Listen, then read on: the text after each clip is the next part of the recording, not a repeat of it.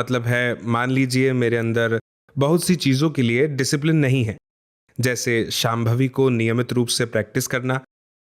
और मुझे लगता है कि अगर मेरे अंदर तीव्र इच्छा हो, अगर मैं ईमानदारी से इच्छा करूं, तो डिसिप्लिन या अनुशासन आ जाएगा। तो क्या लालसा हमेशा एक निश्चित स्थिति और समय से संबंधित होती है? ये किसी समय या स्थिति में होगी, या कुछ ऐसा किया जा सकता है जिससे इच्छा ही तीव्र हो जाए?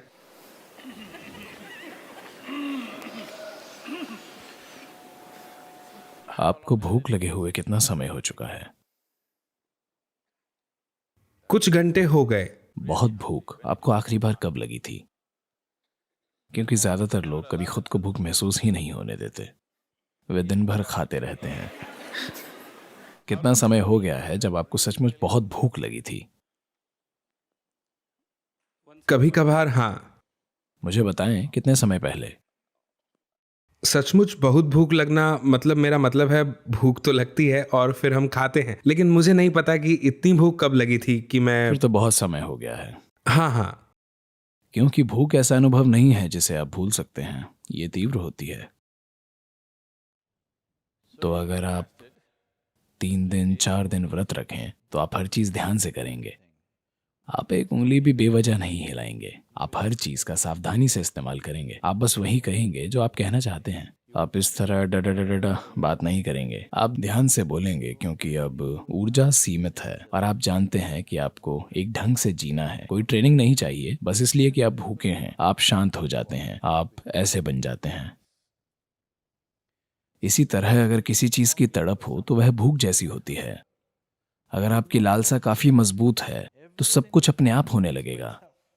आपको अपने जीवन में डिसिप्लिन लाने की जरूरत नहीं है, गुरु खोजने की जरूरत नहीं है, ऐसा कुछ नहीं है। अगर आपकी लालसा मजबूत हो तो सब कुछ अपने आप होगा।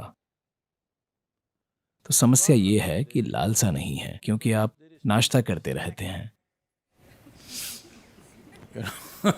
जो लोग हमेशा नाश्ता करते रहते हैं उन्हें भूख नहीं लगती,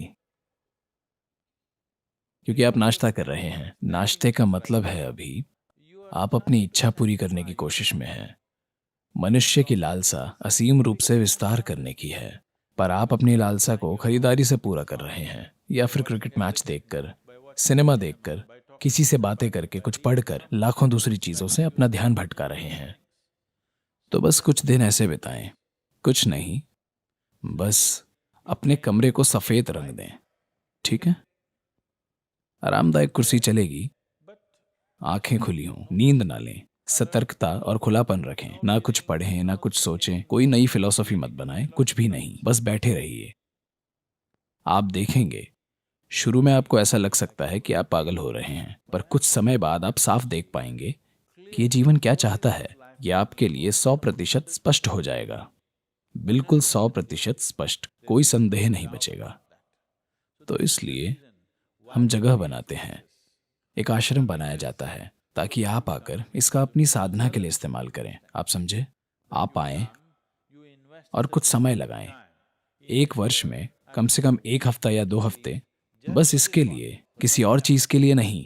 बस अगर आपको लगता है कि यह जीव सार्थक है, अगर आपको लगता है कि यह जीव ध्यान दिए जाने का हकदार है, आपको साल में कम से कम कुछ हफ्ते इसके लिए देने चाहिए। आपके लिए 50 हफ्ते, दुनिया के लिए 50 हफ्ते, और 2 हफ्ते सिर्फ आपके लिए। सिर्फ आपके लिए।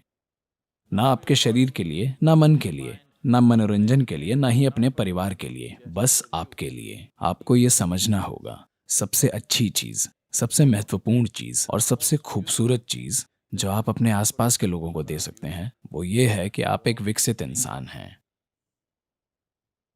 हाँ या ना? ना आपका पैसा, ना आपका धन, ना आपकी बकवास, ना आपका काम, इन सब से यह फर्क नहीं पड़ेगा कि आपके साथ रहना एक अद्भुत अनुभव है। कि आपके आसपास के लोग, आपके परिवार, आपके साथ काम करने वाले लोग, आपके दोस्त और दूसरे आपके साथ रहना चाहें, क्योंकि आपके साथ रहना एक अद्भुत अनुभव है।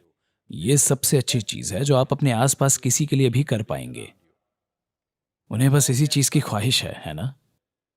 But now the problem is you are looking for that wonderful person. पर अब समस्या यह है कि आप खुद वैसा अद्भुत व्यक्ति खोज रहे हैं। अरे मुझे एक अद्भुत व्यक्ति मिला, पर आप खुद एक अद्भुत व्यक्ति क्यों नहीं हैं? क्योंकि आपने कभी इस पर ध्यान नहीं दिया। आपको लगता है कि आपके आसपास जो कुछ हो रहा है वो इससे ज्यादा महत्वपूर्ण है। नहीं नहीं नहीं, आपके जीवन की क्वालिटी मूल रूप से इसकी क्वालिटी से तय होती है।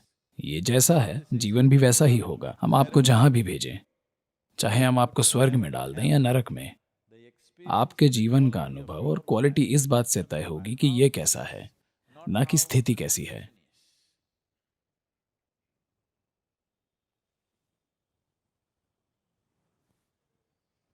कुछ समय बिना नाश्ता किए बिताएं, तब आपको पता चलेगा कि भूख क्या होती है। जब आपको काफी भूख लगेगी तब आप भोजन की कीमत जानेंगे, है ना?